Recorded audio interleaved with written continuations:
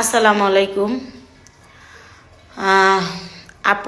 একটা আপু কমেন্ট করেছে, কমেন্টটা ভাল লাগছে। আর আমি এখন বাসায় আসলাম, আমরা সবাই খুব সুন্দরভাবে বাসায় পৌঁছাইছি আলহামদুলিল্লাহ। তো আপু কমেন্ট করেছে, কোন কঠিন পরিস্থিতিতে যার যার সে বুঝে কেমন লাগে। মানুষ তো পাইলেই শুধু মজা নিবে, আর কষ্ট দিতে মন খারাপ করো না, সব ঠিক হয়ে যাবে। আচ্ছা, কষ্ট দিতে, হ্যাঁ কষ্ট দিতেই পারবে কিছু মানুষ, সবাই না। যেহেতু তুমি অনেক সুন্দর কমেন্ট করছো, এরকম অনেকেই আছে। যাই হোক, আমি বলি, আজকে আমার প্রমোশনাল কাজ ছিল। হঠাৎ করে আমাকে কালকে সন্ধ্যায় ফোন দিয়া বলে যে আজকে আমার হাজিরা আছে, আর আজকে যেতেই হবে, কোনো মিস নেই, যেতেই হবে। ঠিক আছে, ওকে ফাইন, আমি যাব। তো আমার প্রমোশনাল কাজটা যাকে আমি কথা দিছি তার কি হবে। তো আপুকে বললাম, আপু তো বাসায় তো আমার সাথে অ্যাপয়েন্টমেন্ট ছিল, তো এই কাজটা লাগে আমরা আউটডোরে করি, এখানে সেখানে করি। ঠিক আছে, ওকে ফাইন, সমস্যা নাই। আমি কই কিছু টাকা তুমি কম দিও, সমস্যা নাই। পরে দিয়া আপু রাজি হইল। তো আপু আমার সাথে যেতেও চাইলো। তো আপু বলতেছে, লাস্টে যখন আমি মেকআপ টেকআপ নিয়ে সেজে গুজে আমি যখন বেডটের হয়ে গেছে, আমি জানি যে আমার হাফ বেলার ভিতরে আমার এদিকে যত কাজ, আমার কোর্টের কাজ শেষ হয়ে যাবে। কোর্টের কাজ শেষ হয়ে গেলে তারপরে আমি আপুর সাথে বাহিরে যাইয়া ভিডিও করতে পারবো। তো আপু গাড়িতে উঠছি, আমি কোর্টে গেছি। তো সেই মুহূর্তে আপু বলে যে, আপু আমি বাসায় তোমার সাথে আমার অ্যাপয়েন্টমেন্ট, আমি বাসায় তোমার সাথে কাজ করব, আমি রাস্তা হেঁটে হেঁটে করতে পারবো না। তাহলে কি হইলো, আমি মেকআপটা ওই আপুর জন্যই নিয়েছিলাম, প্রমোশনাল কাজে। ওনার পেজে একটু ফলোয়ার টলোয়ার বাড়াইবো, আমাকে দিয়ে ভিডিও টিডিও করবো, এর জন্য। আপনারা তো জানেন আমি কী কাজ করি, ওইটাই। তো সেই ক্ষেত্রে আমি মেকআপটা নিয়ে গিয়েছিলাম। তো মেকআপ তো সবাই নেয়, কে আবার না নেয়, তো আমি কম বেশি সবাই নেয়। তো সেই ক্ষেত্রে আমি মেকআপটা, এটা তো আর আহামরি তেমন কিছু না। তো মেকআপ নিয়ে কান্না করছি দেখে অনেকেই ট্রোল করতেছেন যে, হ্যাঁ আমি কি করব বলেন তো, যেটা আমার প্রফেশন, যেটা আমার কাজ, সেটা তো আমার করতেই হবে। আমার যেইভাবে আমি এই যে আমার বাচ্চাটাকে নিয়ে এই এত রাত কি পরিশ্রম, ভোর 5টারও আগে গেছি, আমরা বেরোয় গেছি এত আবার আবার টাইম ছিল 9:30টার ভিতরে ওখানে থাকতে হবে। তো আর আমার বাসাটা অনেক দূর, এইখান থেকে আমার যাইতে হয়। আমি কি পরিমাণে কষ্ট করি, কি পরিমাণে আমার পরিবারের জন্য হ্যাসাল পোয়াইতেছি, কি পরিমাণে একটা অশান্তিতে আমি বসবাস করতেছি আমি জানি। আমি বলি না কাউকে, বললে কি হবে, মজা নিবেন, ঠাট্টা করবেন, এই তো। তো বইলে আমার কোনো লাভ আছে, কোনো বেনিফিট আছে? নাই। তাইলে সেই ক্ষেত্রে আমি তো বইলে কি হইব, বললেও আমার কোনো লাভ নাই।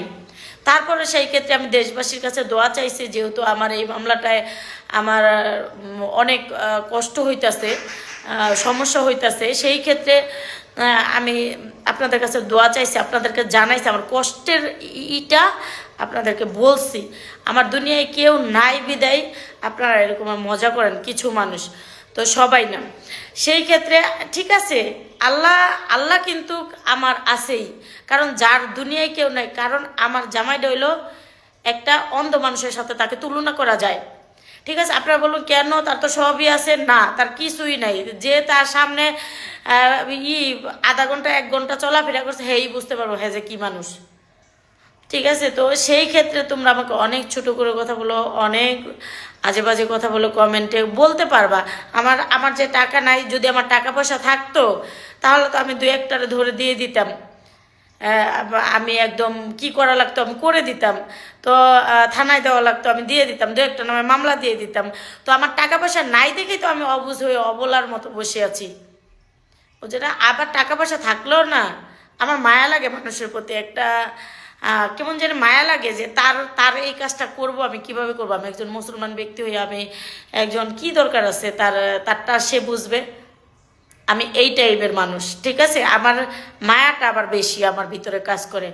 তো আমি মেকআপ নিয়েছি দেখে বাবা, এত পরিমাণে টোল, এত পরিমাণের আমার কোনো সমস্যা নেই, যত টুল তত আমি ভাইরাল, যত টুল তত আমারই সম্মান, কোনো সমস্যা নেই। আমি এই টুলে আই ডোন্ট কেয়ার করি না। কিন্তু আমি তোমাদের কাছে আমার একটা গার্জেন নাই বলে তোমাদের কাছে আমি করছি যে না, আমি ওনাদের সাথে বললে তো আমার ভালো লাগে, তো জাস্ট এটা বলছি। আর সাংবাদিক ভাইয়ারও অনেক দিন যাবতীয় আমার একটু নিতে চায়, নিউজ নিতে চায়, তো সেই ক্ষেত্রে আমি তাদেরকেও সময় দিতে পারি নাই, তো সেই ক্ষেত্রে তাদেরকেও যেতে বলছি। তারাও এটা, ভাই আমি যে পরিমাণে কষ্ট, যে পরিমাণে এখন আমার সংসারটাই করি, এখনও আমি এই পর্যন্ত আমার সংসারের ভিতরে যে পরিমাণে পরিশ্রম করে যাচ্ছি, এরকম পরিশ্রম আমার চোখে দেখা আমি কাউকে পাচ্ছি না।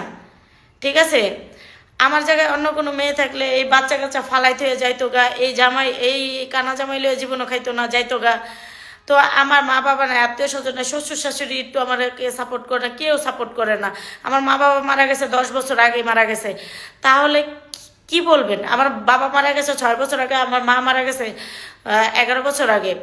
তো কি কি আমি বুঝি না, একটা মেয়ে মানুষ যখন একটা পরিশ্রম করে, তাকে আরও তোমরা একটা সম্মান করবা যে সে পরিশ্রম করে এই পর্যন্ত আস্তে আস্তে পরিশ্রম করে যাচ্ছে সংসারের জন্য।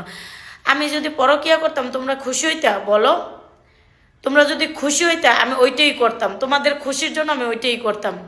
বলো, আমার পেটে ভাতের জন্য, আমার বাচ্চাদের খাবারের জন্য আমি যেটা করি ওইটাই। ঠিক আছে, আমার বাচ্চাদের খাবার লাগে, আমার খাবার লাগে, আমার মাসে কতগুলো টাকার ওষুধ লাগে, আমার দুনিয়ার রোগ ব্যাধি, আমার বাচ্চার পড়াশোনা, কত কিছু, আমার এইগুলো নিজে আমি করি। তোমরা আমাকে একটু সান্ত্বনা দেবা? ওইটা না দিয়া, ঠিক আছে, ওইটা না দিয়া। তো আল্লাহ ভরসা, আল্লাহ আছে। আমি কাউরে কিছু কইতেও চাই না, আমি মিডিয়ার সামনে আইতেও চাই নাই, আমি কিছু বলতেও চাই না। তো আল্লাহই দেখবো, আল্লাহই এগুলোই করব, আল্লাহই ইনশাল্লাহ, আল্লাহ ভরসা, আল্লাহ ভরসা। তো আমার এতে কোনো ক্ষোভ নাই, কারোর প্রতি দুঃখ নাই, কারোর প্রতি অভিযোগ নাই, কাউকে আমি কিচ্ছু বলবো না, নিজের মতো নিজে থাকবো, নিজের মতো নিজে চলবো। আমি মনে করি আমি খুব ভালো আছি, আলহামদুলিল্লাহ, সব মিলিয়ে আলহামদুলিল্লাহ। তো আল্লাহ ভরসা, আল্লাহ ভরসা, একদিন সব ঠিক হয়ে যাবে ইনশাল্লাহ, আলহামদুলিল্লাহ। আমি সব মিলিয়ে সারা জীবন বলবো আলহামদুলিল্লাহ, একদিন আমার সফলতা আসবেই আসবে ইনশাল্লাহ, আল্লাহ ভরসা। সবাই ভালো থাকবা, আল্লাহ হাফেজ।